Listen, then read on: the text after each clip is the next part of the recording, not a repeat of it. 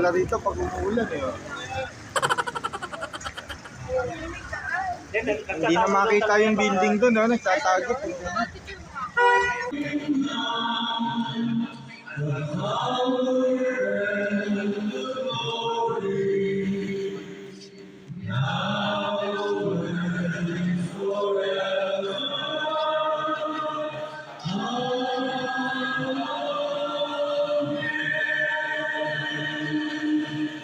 Show pa. Gusto niyo ng action? Isang oras lang ako mamaya na. Upo na po tayo lahat. Okay. Kasi merong baha sa kanila, meron ding baha sa kanila. Ang sisterhood relationship po o yung partnership, hindi lamang kailangan parehas mayaman o parehas mahirap. Mas maganda nga, isang mayaman at saka isang mahirap na barangay kasi magkakatulungan sila. At tayo po naniniwala na yung alam ng isa ay hindi alam ng kabila at yung alam ng kabila hindi alam ng isa. Kaya ang partnership, di ba sa Bible, 2 or more, naroon siya sa kalagitnaan at matindi ang panalangin ng marami para doon sa kanyang kapwa. Next. O yan, pagka barangay affected, sino ang head? Sino ang incident commander? Sino ang in charge? Barangay, di ba? Sino? O, ba't naman puro si Kapitan lang? Yes, si Kapitan ang in charge. Yes, si Kapitan Bogart ang in charge. Pero mamaya, ipapakita ni Kapitan kung sino-sino yung mga dapat na tumulong sa kanya. Next. Ayan, sa yung composition po ng council, eto. Governor or mayor, di ba? Ang dami. Tingnan natin yung sa barangay. Next, barangay. Yan. O, bumalik. Ayan, tingnan niyo yung barangay DRRM committee. Si Kapitan Langina doon sa gitna, sa taas. Pero merong iba't ibang klase. Merong 4 thematic areas diyan.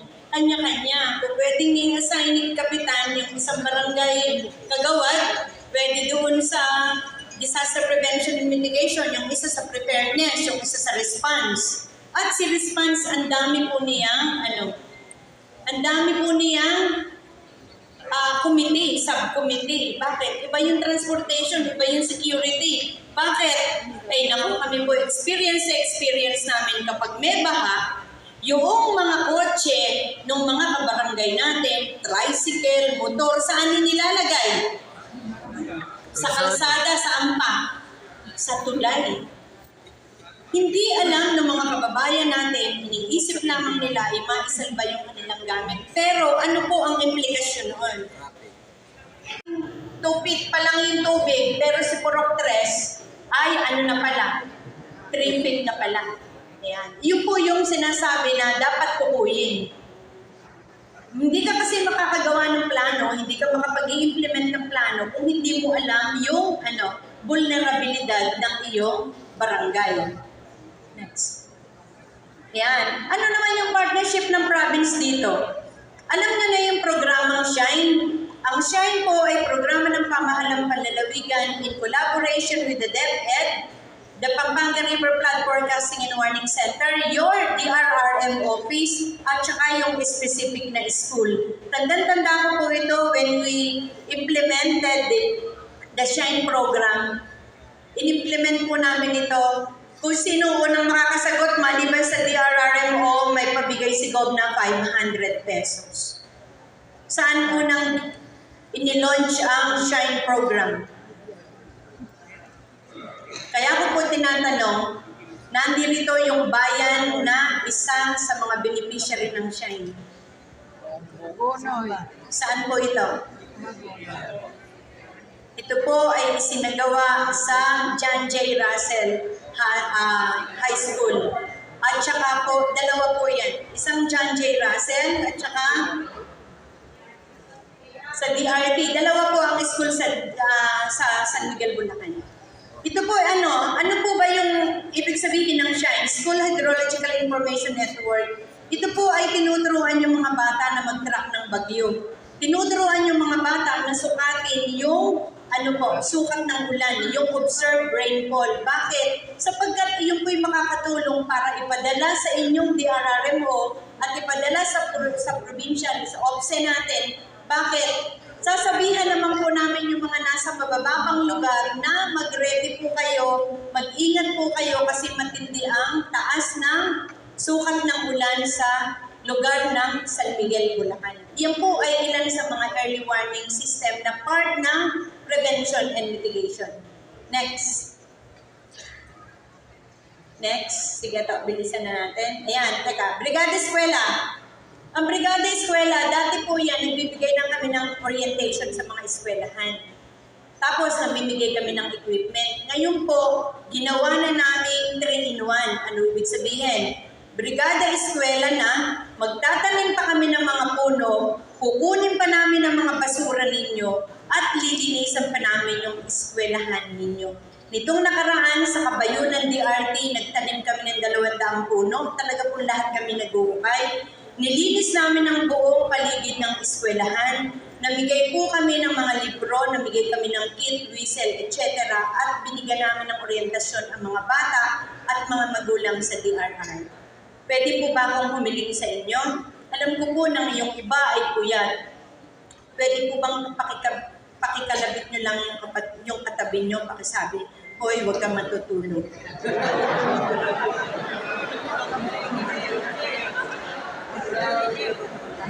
Dapat talagang partnership tayo sa DRR. Next. Ayan. Ito po yung mga pagbibigay ng informasyon na nagbibigay kami ng informasyon sa inyo, nagbibigay kami sa bayan, yung bayan nagbibigay sa inyo. Pero dapat po diyan ay two-way. Hindi yung kayo lamang ang binibigyan. Dapat po binibigyan nyo rin kami. Mahalaga po ang informasyon. Next. Andirito na ako, no? Dito naman ako sa gitna. Sino? Ayan, barangay as? Sino? First responders. Tama. Kapag po tumawag kami kay Kapitan, kasi si 911, pati pagkakaganitong magkakitbahay, itinatawag po sa amin. Kaya itinatawag din naman po namin kay Kapitan. Mahirap naman na mag-marites po kami, no? Basta po itatawag namin ni Kapitan na, Kapitan, ito pong si Kapitbahay A ay nakikipagkagalit kay Kapitbahay B kasi daw po ay iisa po ang kanilang pinag-aawayan. Hindi po alam kung doon matutulog hindi alam kung Lunes ba sa kanya matutulog o Martes sa kanya matutulog. Isa lang nakakuha na na. Okay, ayan, tingnan niyo po, Mahirap naman po na taga ibang lugar pa yung rumiresponde sa inyo tapos wala pala kayong empleyado doon. Diba? Wala pala taga-barangay doon. Maski tanggapin lang po ninyo at ituro ninyo, napakalaking bagay na po yun. Pero hindi sa lahat ng pagkakataon gano'n. Dapat may responders din po tayo. Pero wag niyo po pare-respondihin ang inyong mga tauhan ng walang kakayanan, walang kasanayan at walang complete na PPE. Okay.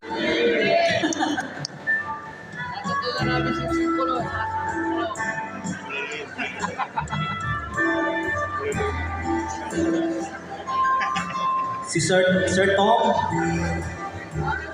Tinatawagan po si Sir Tom. Paging Sir Tom. At habang nag-picture taking ay nananawagan po kami sa sakyan na may plate number CX801. Pinapupunta po kayo doon. CX801.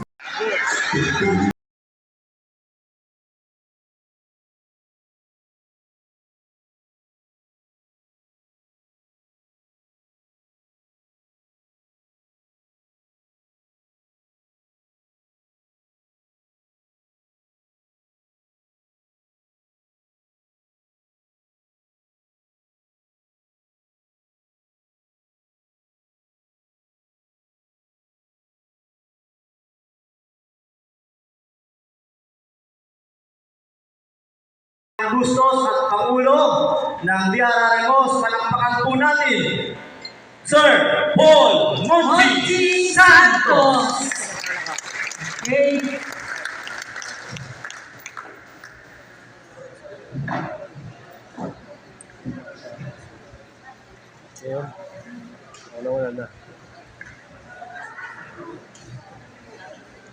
Maraming salamat, Ruby, sa napakagandang pagpapakilala na aking ginawa. Ako po sumulat doon. Para ko ipakilala sarili ko. Joke, magandang hapon po sa inyong lahat. Magandang po hapon.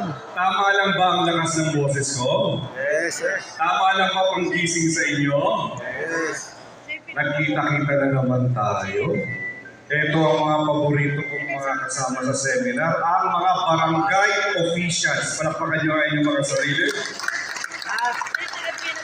Sa pagkakataong to, na ang kasama natin ay 4 na bayan, Pandi, San Jose, San Miguel, at Paumbong. Tayo ay umabot na ng 539.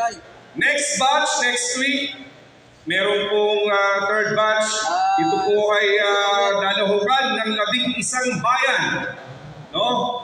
11 bayan at aabot, humigit kumulang 900 na delegado ang darating dito. Kaya hatiin po namin ang venue, no? Diyan sa tapat. Kaya parami ng parami ang mga nakakakilala dito sa ating seminar at gustong lumaho. Kaya napag-desisyon na namin, taon-taon na natin ito gagawin kaya para taon-taon tayong magkikita-kita. Okay ba yan? Okay po ba? Taon-taon ay abangan nyo lang ang aming imbitasyon. Tingnan natin kung saan lugar na tutuloy. At nasa ganon, tuloy-tuloy ang ating pag-aaral. Okay? Kaya mag-alala, tutulungan kayo ng inyong mga DRRM officers at ng inyong mga municipal accountants kung paano makukuha, kung paano kayo makapagre-rehistro at yan ay may kakaltas sa inyong mga pondo. Okay, are you ready? Yes. Ready ba kayo dyan sa taas?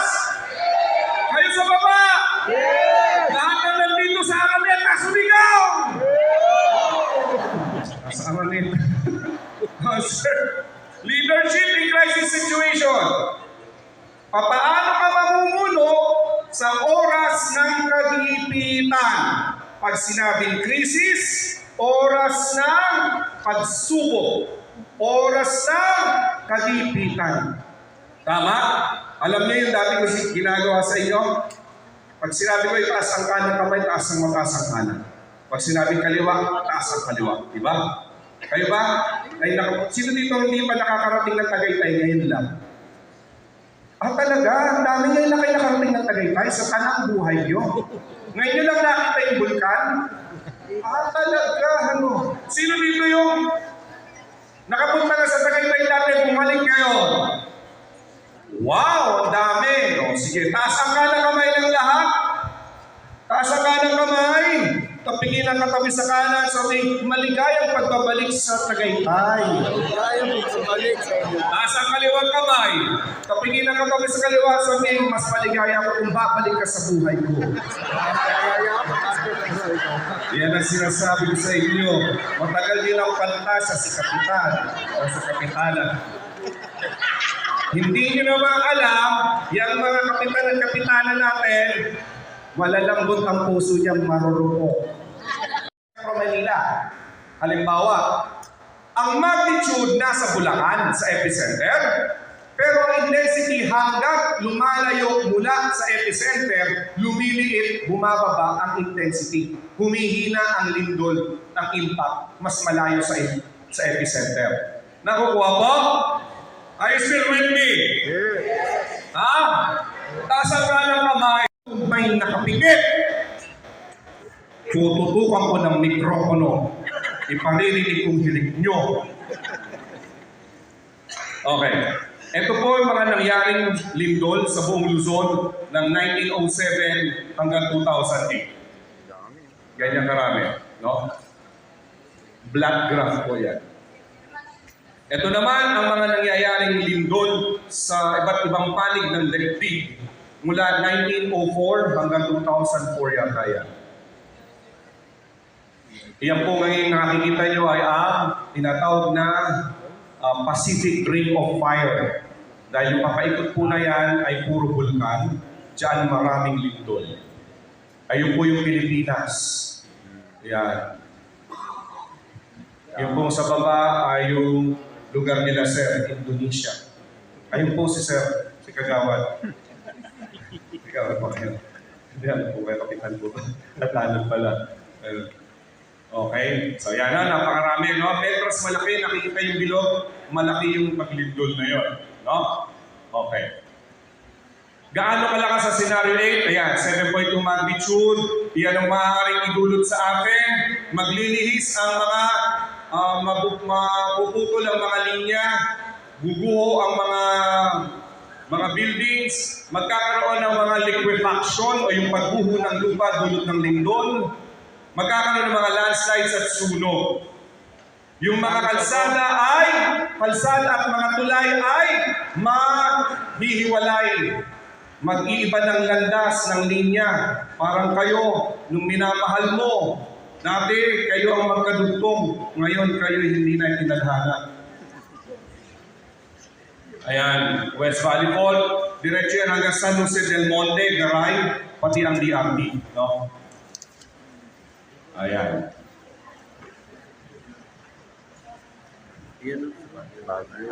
Okay. Ang isang pinagtataputan natin, pagka ang 7.2 magnitude ay tumakas, ang West Valley Fault ay nagalaw, maaaring gumalaw ang buntot niya na nandoon sa ilalim ng reservoir ng Angat Dam. No? Hindi natin alam kung gaano katibay ang Angat Dam na kaya i-withstand o withhold ang lakas sa 7.2 magnitude. Kung ito man ay magiba, dadaloy ang tubig papunta north sa Garay hanggang San Rafael, Busos, Baliwag, Pulilan hanggang Plaridel. Rumaragas ang tubig ang bababa dyan na may taas na hanggang 30 metro. Ito ang mga posibilidad kung sakaling mangyari yan habang lumilindol, ha? Habang lumilindol. Ito ay ayon sa pagkakaya. Magkakasabay na sunog ang magaganap, mabilis na lalambot at maaaring humuho ang mga lupa sa matataas na lugar. Nasa 60 kilometers na kalsada ang masisira, 3,000 ang masasawi, 4,000 maaaring masaktan, 100,000 Bulakenyo ang apektado, mahigit 3 billion ang masisirang ari-arian, at mahigit 40 billion ang apektado sa kabuuan sa Bulacan. Ano pa?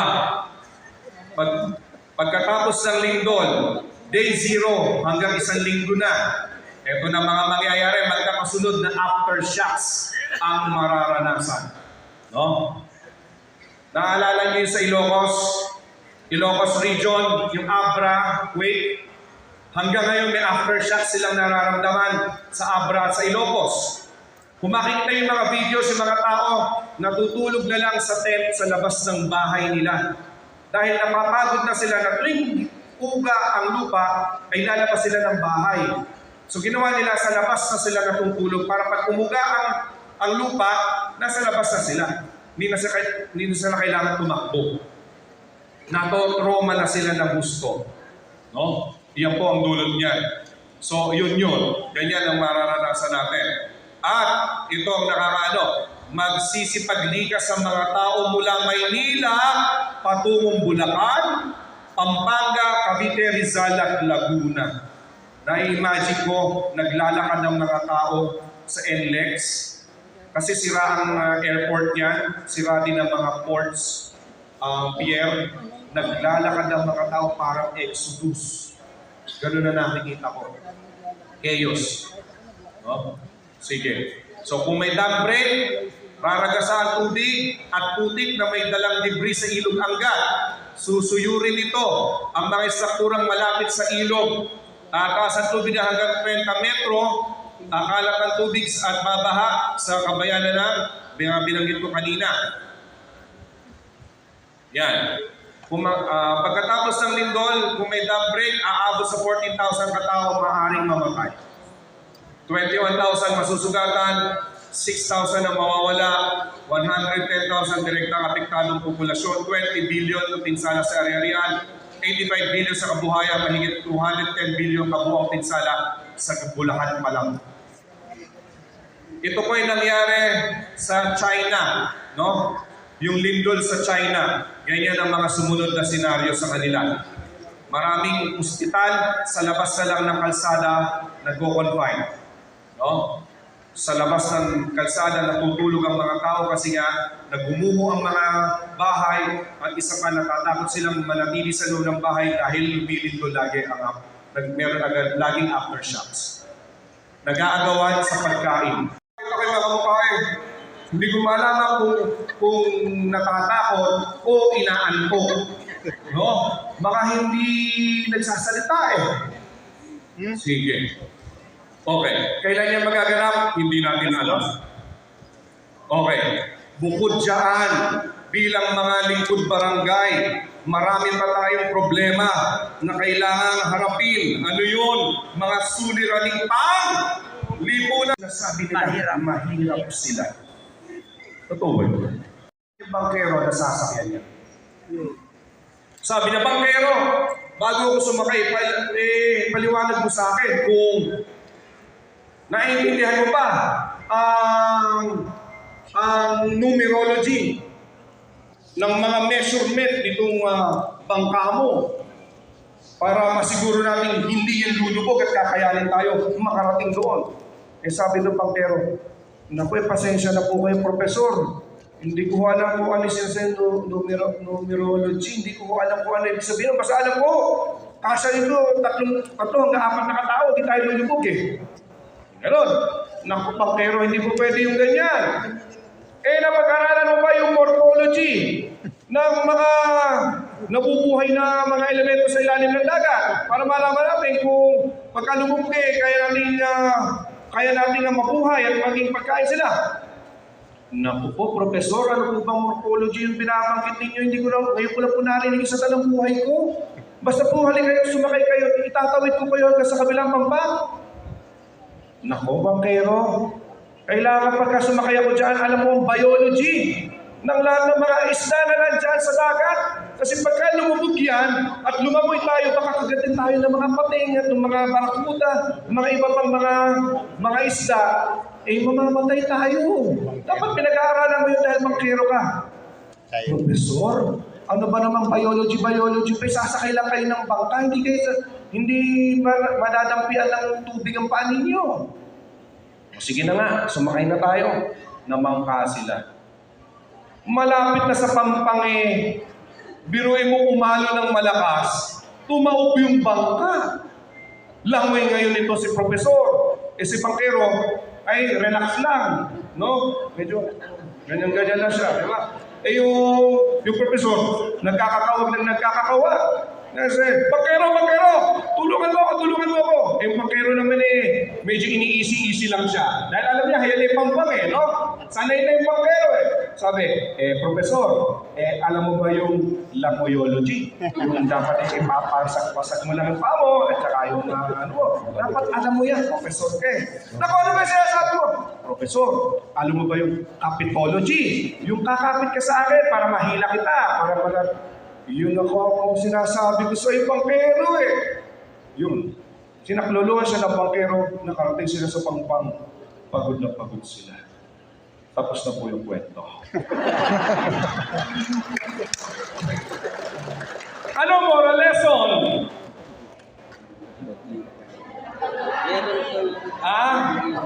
May kanya-kanya tayong linya.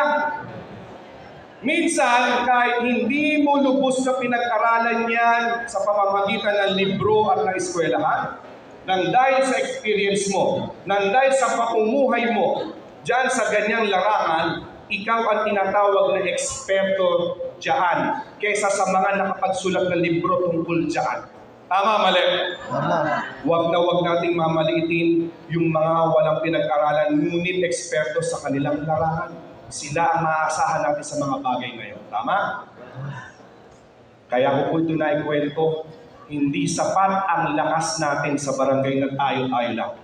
Sa pagliligtas ng buhay, sa oras ng pangangailangan, ang ating leadership sa oras ng pangangailangan, sa oras ng kagipitan, ay nangangailangan ng duplication. Kailangan paramihin natin yung sarili natin. At hindi tayo mamimili na kung sino lang ba karapat-dapat na maging kapitan dito, siya ang tatawagin mong maging katuwang mo. Hindi. lahat, buong komunidad, kaya mo katuwangin para sa paghahanda, para sa pagsugpo ng krisis. Ilagay mo lang siya sa larangan kung saan siya eksperto. Tama? Tama. Amen? Meron! Walang tao, walang problema. Tama, mali? Piliin mong maging solo sa buhay o piliin mong mag-asawa, parehas may problema. Tama, mali? Ngayon, kung ang nag-iisa sa bahay ay may problema, lalo naman yung dalawa. Dahil dalawang utak ang gumagana, dalawang kulturang magkaiba pinagsasama. Tama, mali? Dahil na walang talaktakan, walang diskusyonan, walang problema. At ang problema ay hindi natin maiiwasan. Yan ay normal sa buhay. No? Marami ang krisis na COVID talaga, COVID. ang kinakaharap natin. Pero hindi natin po pwedeng takasan ang problema. Bakit? Sa isang organisasyon, ang problema ay may dinudulot na ay ito yung linya ng performance, ito ang linya ng dami ng problema. Makikita nyo, mas mababa ang problema, mababa ang performance. Pag mataas ang problema, mababa din ang performance. Kailan mataas ang performance? Pagka nasa gitna lang. Bakit naging mababa masyado ang performance pag mababa ang problema? Ibig sabihin, walang masyadong challenge, hindi gumagana ang utak dahil mas mahasa ang ating critical thinking kung may dumarating na suliranin na kailangan mong tutasin. Pagka walang ganyan, nananatili tayo kung ano lang ang nandito tayo, kung ano lang ang status quo natin, magiging mangmang tayo. Alam niyo sa studies, alam niyo sa 60% ng mga nagpapakita ng sintomas ng demensya at ng Alzheimer's disease ay yung mga matatanda o kaya naman na hindi pa umaabot sa senior citizen na namamanaging lang sa loob ng bahay at hindi nakikipag-usap sa ibang tao. Ano ibig sabihin? Hindi natututo attend ng seminar. Para mali. Kaya, para hindi magka-demensya, umakay lang! Very good. Very good. Ano naman ang nangyayari pagka sobrang dami ng problema? Wala ka ng ibang ginawa pagpasok ng barangay kung hindi lumutas ng problema. Hindi ka na makamove on sa problema. Sa dami ng problema, hindi manumpay ang asawa mo, wala nang ginawa sa bahay. Kung hindi napakabuti sa'yo, ikaw naman ang gumagawa ng problema. Tama, mali? Eh, yung asawa ko'y napakabait di ako layas ng layas. Di ba? So, hindi naman umubray sobrang bait, hindi rin umubray sobrang walang hiya. Kailangan may different flavors ang buhay.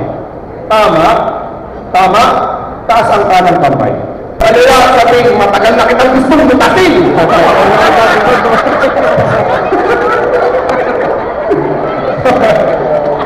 May iba't ibang klase na ang problema. Ano-ano yung conflict na yan? Interpersonal. Sa inyo sa loob ng barangay, meron sa inyo mga nagkakautang-utangan. Tama, mali? Kinuha kang kumare, kinuha kang kumpare. Kinabukasan pagkatapos ng bimangutang sa iyo. Tama, mali?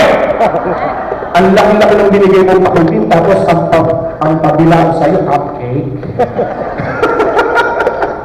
Tapos kinabukasan, nagkailangan na kagad, mare, pare, naglalambing yung inaanak mo gusto dalhin ko sa Disneyland.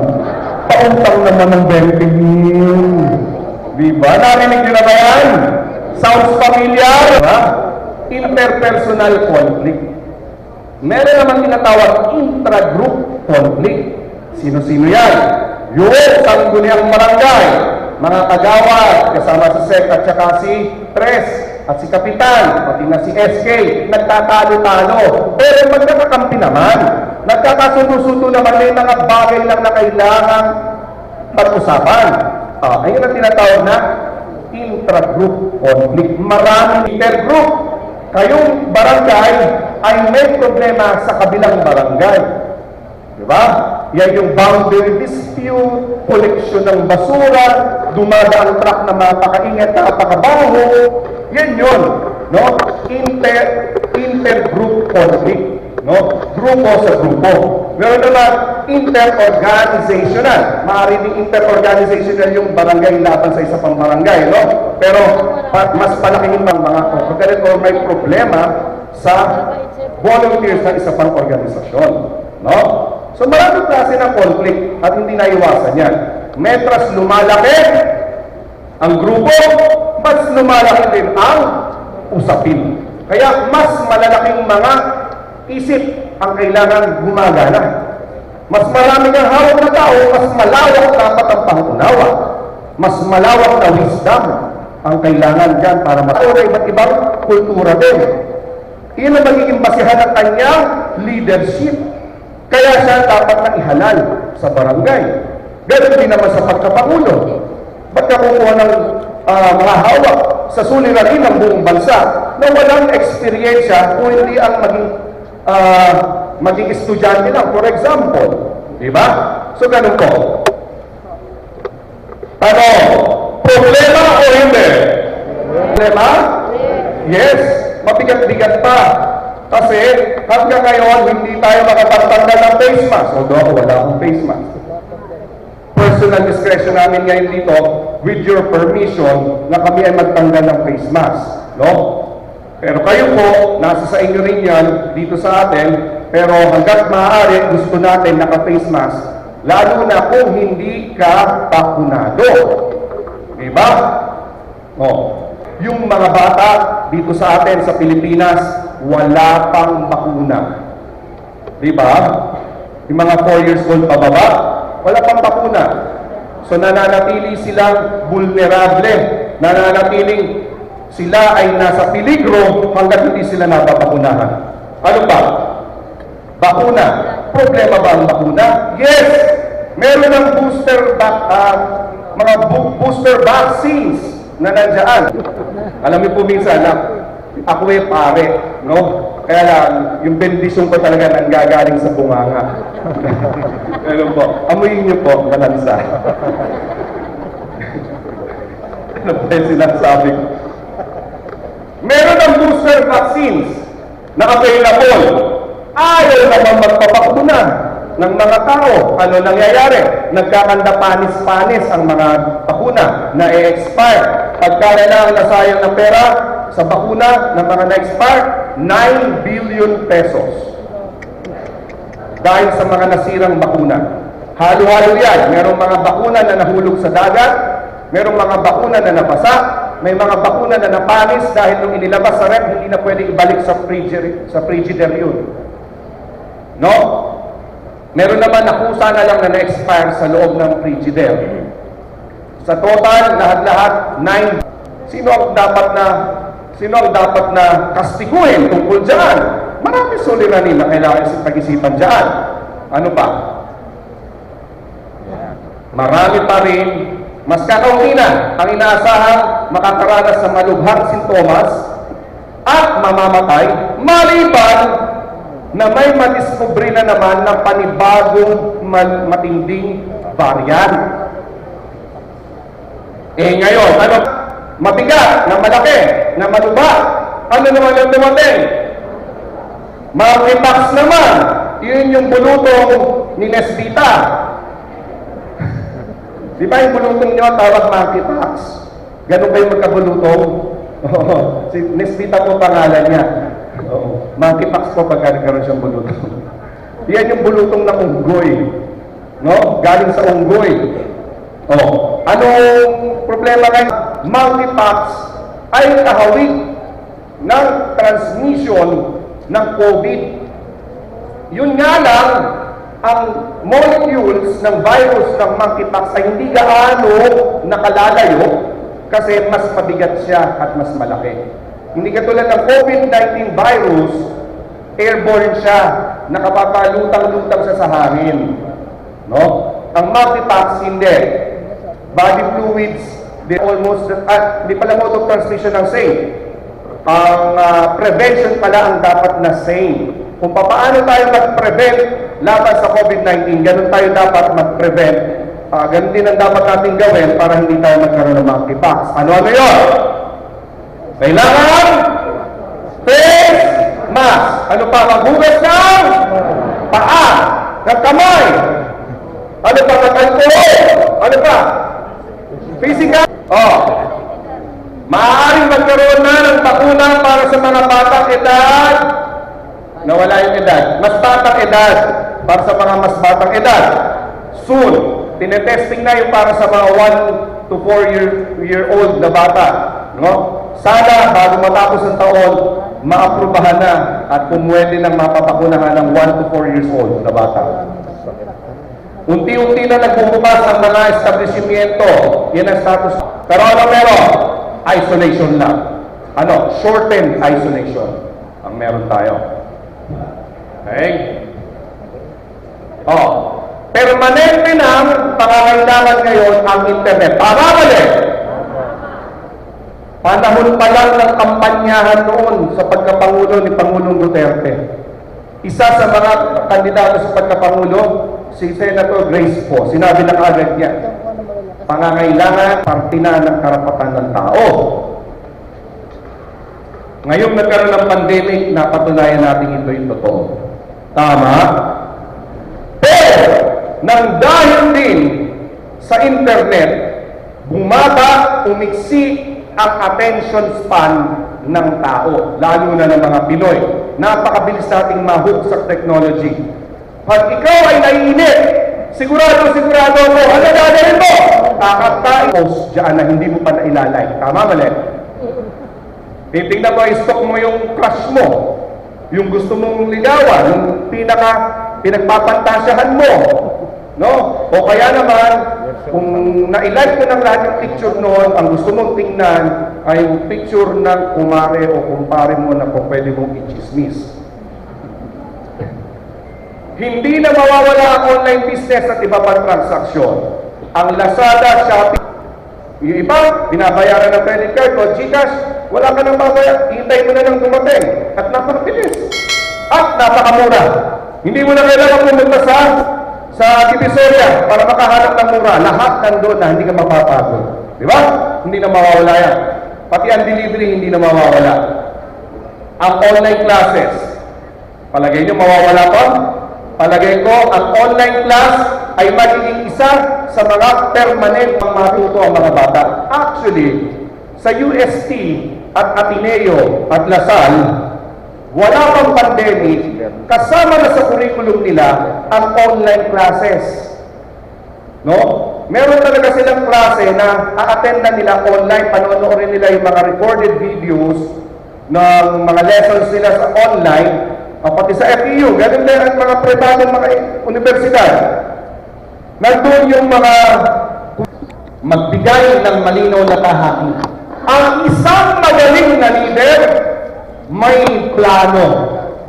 Hindi obligado ang plano ay ubod ng ganda. Importante, mayroon siyang pananaw. Kung anong gusto nating marating lahat. Para na sa ganit tayong lahat alam natin, saan ba tayo pupunta, paano ba tayo kikilos. Tama? Yan ang unang hakbang. Gumawa ng isang malinaw para magkaroon sila ng malinaw na tahakin o direksyon. Ano gusto nyo? Wala nang cases ng dengue sa lugar nyo? Sabihin natin sa mga kagawad, sabihin natin na nakagulo tayo. Kailangan sa katapusan ng Agosto at sa mga susunod na mga petsa, walang naitala na kaso ng dengue sa barangay natin. Ano dapat natin gawin? Hinga ng opinion. Iusad po tayo ng pagbobomba. Speaking of pagbobomba, ang pagbobomba nagtatagal lang ang gamot niya 5 araw. Malimang umulan, pag umulan, 1 araw lang, mawawash out yung gamot. Yung Simbus, yung in-spray na gamot sa lamok, pag nag-spray ka niyan 5 days kung hindi umulan, Pag umulan, mawawash out yan, kailangan mo na ulit mag-spray. Ang tanong, araw-araw ba mag-i-spray ka sa barangay? Sabi ko nga sa inyo sa Baguio, ang lugar na may dengue, may dumi. Kaya ang solusyon sa dengue, kalinisan. Diba?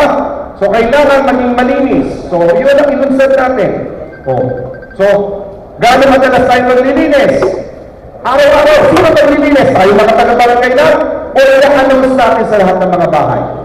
I-announce natin sa lahat ng bahay para hindi tayo ang lagi lang na namumblema. Dahil sino ba magkakasakit? Sila din naman eh, di ba? So, hingi natin ang tulong nila. Okay? Okay, may direksyon. Tama? May target ka eh. Ni isang kaso ng dengue ayaw mo. Nagkaroon ng kaso ng dengue October. Ano gagawin? Paitingin mo lalo yung naging plano. Bakit tayo nalusutan ng dengue? Dapat paitingin pa siguro natin ang paglilinis. Paitingin. Tauhan. Ibig sabihin, kumpletuhin ang tao. Hindi po pwedeng ikaw lang ang nakakaalam ng direksyon mo. Hindi po pwedeng ikaw lang nakakaalam ng plano mo. Dapat meron kang mga kasama at dapat sa oras na hindi ka makadalahan, merong hahalili sa iyo. Sino ang tapos ito?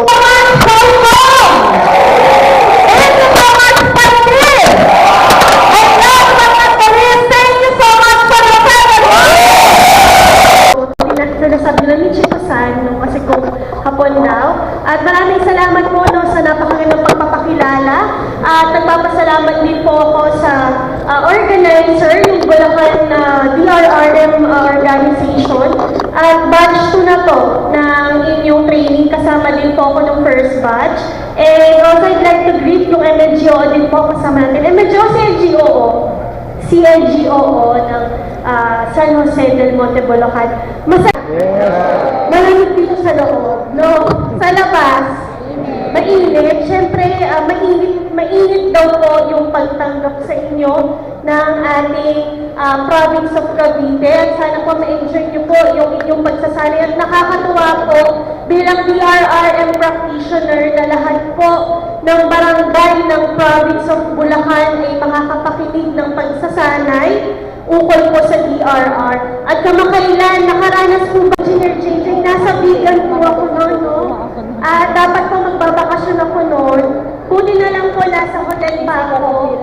At paalis pa lang. So, nasa 3rd floor po ako noon. Sadya po malakas yung lindol. At yung mga staff po sa hotel, mga iyakan sila kasi first time po nilang maranasan daw yung sa Bigan. So imagine ninyo ay 7 na yun, 7 magnitude earthquake na. At yung familiar sa the big one, taas ang kamay. And so the big one po na yan po yung major earthquake na pinaghahandaan ng Calabarzon, ng NCR. Actually kasama po yung region ninyo, Region 3. Kasi inaasahan po dyan or ang expected na magiging affected ay napakaraming dito walang tao dito kasi maharang. Nakita naman po natin nung nagkaroon po ng lindol sa Abra hanggang Ilocos ay marami pong affected. Kung dito yung alam ko magkano yung binaba ng pondo nila for next year. Magkano po? 7 million, ang laki. No? So, ang dami na natin pwedeng magawa doon. So, kita naman natin, no?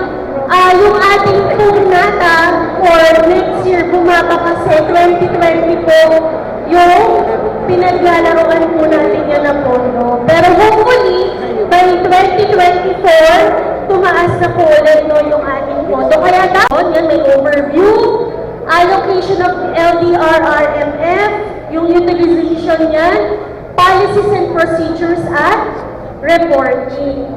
So, ayon po sa RA 10121 or yung ating pong PDRRM Act of 2010, all LGUs have greater flexibility towards disaster mitigation, preparation, response, rehabilitation, and recovery. So, yung po, no, dumami po ba yung dapat na ilagay? O di ba nakalagay doon, dapat ang barangay meron na rin impounding ng mga aso. So napakadami po. So dapat talagang tayo po ay nagkakaroon ng prioritization at saka isipin po natin ano pa talaga yung pangunahing pangangailangan ng ating komunidad. Kaya kanina, tinuruan po tayong magkaroon ng community risk assessment. Dalawa, ano-ano po? 70% at 30%. Paano po ba natin nagagamit ang 30%?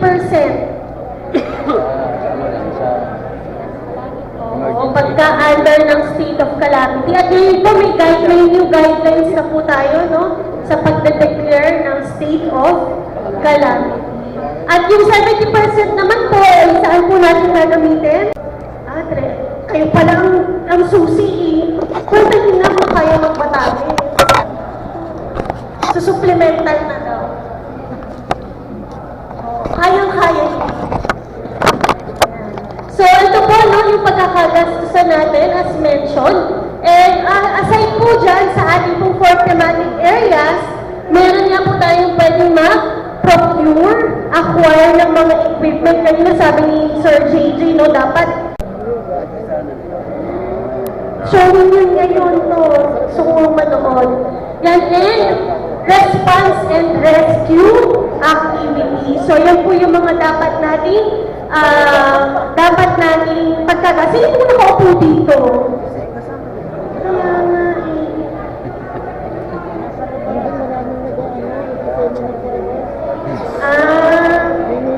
kaya naman pala, ayusin niyo yung paglalagay ng pangalan natin. Maaari nating maiwasan yung impacts ng disaster. Yung disaster, hindi talaga natin yan maiiwasan kasi it's a natural phenomenon. Talagang may baha, may bagyo sa NCR nga, no? Baha, kagabi sa Quezon. No? Sabi po sa news, sa Bulanay. No? At iba't ibang parte po talaga ng ating pong bansa ay binabaha, binabagyo. Pero, ang ating pong maaari, yan, no? Paano niyo po sila na-manage? Nakakausap niyo po ba na lumikas? Na lumipat ng bahay? Inaantay muna nilang lumalim ng tubig. Alam din nila eh, pag tumataas na sa Inaantay ho muna nilang lumalim ng tubig. Pero yung talagang permanent na transfer na sila, nakakausap niyo po ba? Ayaw eh. Lalo na kapag ang bahay ay bato na, no? So, ang mangyayari dyan, alam po natin na mahirap talaga sa barangay na mag-implement nun, no? Kakailanganin talaga ang makakaaway talaga natin sila, no? Pero tandaan ninyo, kung sino minsan po yung naandun sa danger zone, sila din yung nagdadagdag, no, ng polusyon, lalo na kapag po yan ay nasa waterways, tama sir, basura, no? Kasi wala silang tamang palikuran, yung kanilang... Kapag po tumatagal, yung mga bahay natin ay mas lalong tumataas, i-increase yung kanyang value, tama? Sa Japan po baliktad. Kapag po tumatagal yung bahay, nagde-depreciate yung value. Kasi dahil sila po ay prone sa earthquake. So, mas tumatagal yung bahay sa kanila, mas nagmumura. Unlike sa atin, mas tumatagal, mas nagmamahal naman. So, yan, pwede niyo. Sino yung mga wala pang bakuna? Meron. Meron pa? Meron pang walang bakuna? Pauwi na yan. Pauwi na daw. Tumataas yung cases ngayon. So, hindi po ba mataas ang case ngayon? Hindi naman. Baka after this activity pa lang, 2020, na talagang after mo magka-COVID, parang hindi ka na ulit makaka-uwi, no? Makakabalik. Sino din yung nagka-COVID na? Tapos ka ba? Nakakuha ba kayo sa GSIS? Ako din. Pero nagka-COVID po. So, awan naman ng Diyos ay, asymptomatic. Sino din yung nagka-symptoms talaga ng ospital? Si ma'am. Ang hirap, no? Kaya dapat tayo po Mitigation is the loosening of limitation of the adverse impact of hazard related disasters. Thank you, sir. So, ibig sabihin, nalilesen, no? Or nalilimitahan yung pwedeng maramdaman kapag tayo ay mayroong mitigation program. Tulad na nga po ng bakuna, no? Na kapag tayo nagkaroon ngayon ng COVID, parang simple flu na lang siya. So, ganun din po sa disaster. Pagtara sa sloping, no, nilalagay po natin sa ilog, slope protection natin, at kapag ka naman po non-structural, mga non-engineered measures. So, pwede po dyan tree planting, solid waste, yung strict implementation ng solid waste management. Sino po ba dito may mga MRF? Yan, lahat, no? Lahat yan. Kasi problema talaga ang basura. Sa amin pong barangay ay lagi per barangay, piling nyo ay bigay ng mayor. Sa amin din bigay ng mayor. Pero, ano po? Very good. Anong barangay po kayo? Francisco? Si ABC pala to. Kaya naman pala may sariling garbage truck. May fire truck kayo. Yung barangay ba kung malaki, may fire truck. Pag malaki ko kasi sa UP yun eh. Sakot niya yung UP. Pag ako po yung naging mayor, ayan, so yan po no, may mga mitigation program. Pag mitigation program, baka akala natin laging mahal. Laging mahal po yung mga activities or projects. Pero pwede po dyan yung mga simpleng, alam niyo yung parang sako ng dati, ng semento, no, lalagyan nyo ng buhangin. Pwede nyo din yung ilalagay dun sa ating bahay na maaari po agad matangay ng malakas na hangin. At doon, makikita po natin at sino-sino yung mga dapat natin evacuate kapag panahon ng sakuna. Maaga.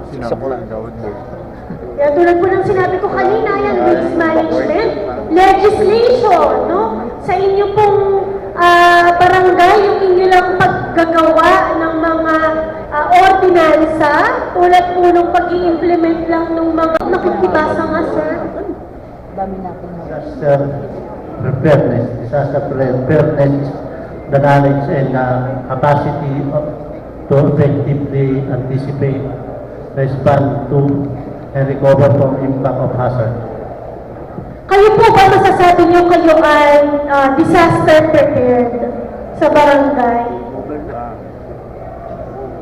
Sino po dito yung nakapag-responde na sa isang... 1 day old yata yung bata, 3 days old po. Ito namin sa kadip-dip na tubig. Rescue namin. Tapos, tinanggalan namin ng obstruction yung kanal para nakapag-rescue. Lumipat doon sa kabila. Tama, no? Very good si sir. May 1 month old.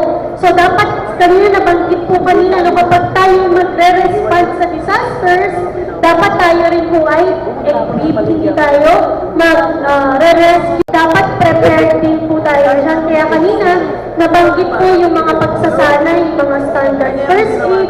Kayo po ba ay yung mga tanod ninyo ay laging trained? Kasi parang hindi na sila. Natawa si, ano pong posisyon yun? Secret na tawa si sa mga, kasi sila yung mga rescuer natin, di ba? Yung mga tanod. So, dapat lagi nyo silang magkaroon ng pagsasanay. Kasi alam nga naman kayo pa rin yun, di ba? Tayo, tapos may disaster preparedness doon. Congratulations po. So, sana this year ay lahat, kasi nung last year po, pilot barangays lang, pero ako po sa Los Baños ay ina-assist ko lahat eh. Kasi, tulad po ngayon sa festival namin, kasi hindi na COVID, ay may award din po sila kung sino yung pinakamataas sa SGNG for barangays.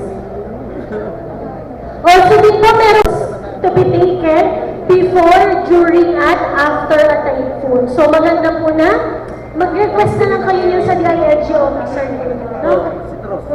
Yun ang malaking problem. Also, drills and exercises. Sino po dito yung laging nagkakandak ng quarterly drills? May mga fire brigade ba kayo? Di ba may contest niya ng Bureau of Fire? No, yung po, ako din po na-dengue nung May. Kanilang tumanda. Oo, COVID, na dengue. Na dengue po ako nung May 1 hanggang May 4. Na ano po ako na confine. Mas mahirap pa siya sa COVID. Talaga po nanghihina ang katawan. So, nag-reactivate na kayo ng abakada nyo. Ano ibig sabihin ng abakada? Word of the day. Yan, go back. Ito na-realize ko yung go back. Importante siya pag earthquake talaga. Kasi nung kami po yung nasa Bigan, Diyos ko, tumakbo ako, tumakbo ako, kinuha ko na lang phone ko, tsaka nakapantulog pa. Tapos ang tagal na namin nag-aantay sa labas. Kasi wala na sa tinatanong ko kung may iikot ba na building official bago kami pumasok sa loob. Wala din. Siguro sa sobrang busy. Kaya may malaki ng pondo, magpamigay kayo ng ganyang bag. Kahit yung first na laman, kayo yung maglagay. Tapos lagyan nyo lang ng list. Dapat kapag kayo nag-evacuate, meron ka man lang dalatang bilan, di ba, may tubig. Kasi hindi mo na alam kung anong mangyayari. Kung makakapasok ka pa ba sa bahay, or may babalikan ka pa bang bahay, baka kasi hindi na siya safe. So, dapat po, maipaliwanag po natin sa mga mamamayan natin na dapat symbol after the earthquake, meron man lang sila agad paunang pagkain.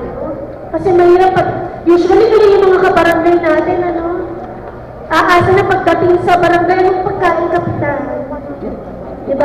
Set may bigas pa dyan. Tapos pag uuwi, ano pang gustong dala? Siyempre, may bigas yan. Hindi pwede mo uwihan ng mawawalan, may balot. Gusto pa pag umaga, pag-isip, mainit ang kakainit. Kasi dapat meron kang sariling pagtulong sa sarili mo. Kasi paano ka makakatulong sa iba kung sa sarili mo ay hindi ka pa wala kang tamang paghahanda. Kaya sa kanila, iba po, kapag lumililo, hindi naman natin nababalitaan na parang sobra ng apektado. Kasi maliliit pa lang sa kanila, yun na, may mga panyo sa school, nakalagay na yung ibig sabihin ng self-help, yun yung pinapaintindi po sa kanila. No, pero pag sinabi ko, pwedeng evacuate sa barangay, na andun na, nag-aatika na din kasi, makalibre ng hapunan, tapos baka mamigay nga ng bigas, tapos mayroon pang delata, ilang araw na rin naman nga nilang uulamin yun, At baka mamaya masarap patulugan sa inyo, na may mga mattress pa sa barangay. Dahil meron din yung square, na yung modular, baka naka-modular pa, lalo lang hindi umuwi. Nagbakasyon na. Yan, so ito po, pwede rin po go back sa DILG e-balde yan.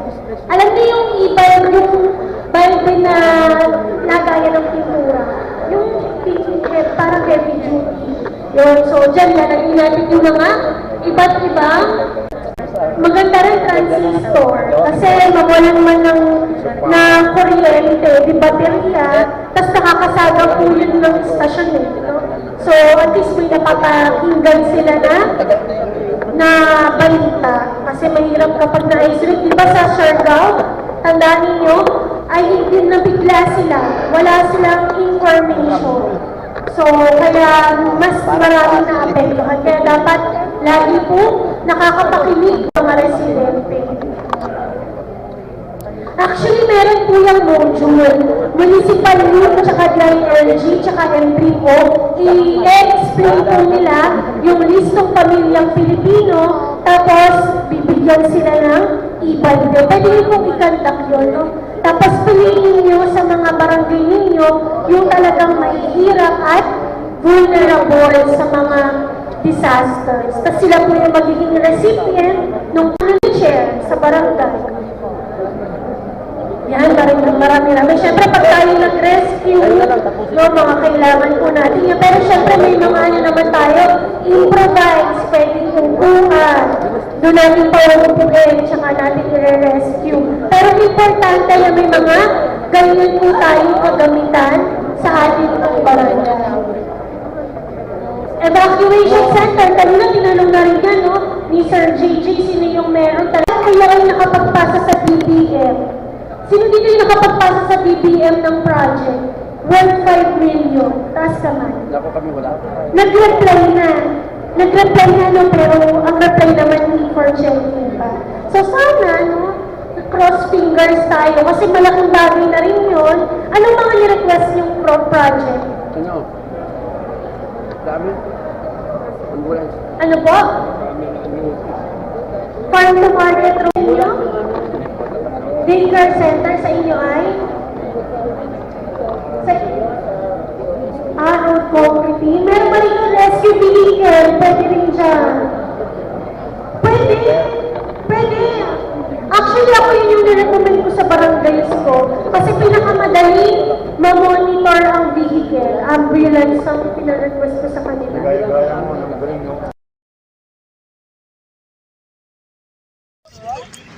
Opo.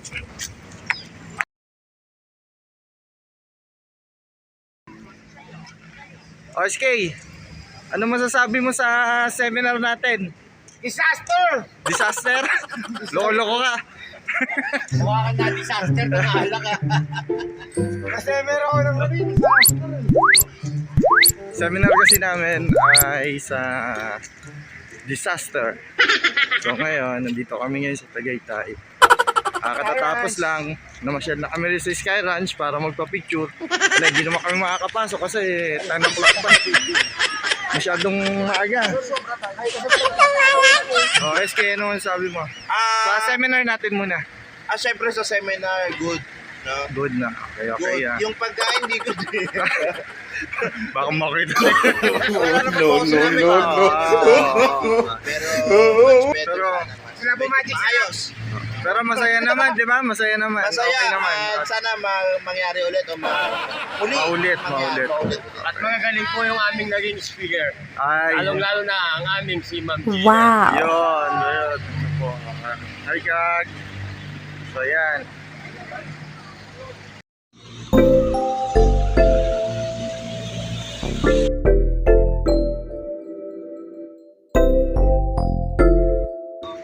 Oh, shout out sa inyo, ha? Mag-arap namin sa samang palay. Ano pandemic dito?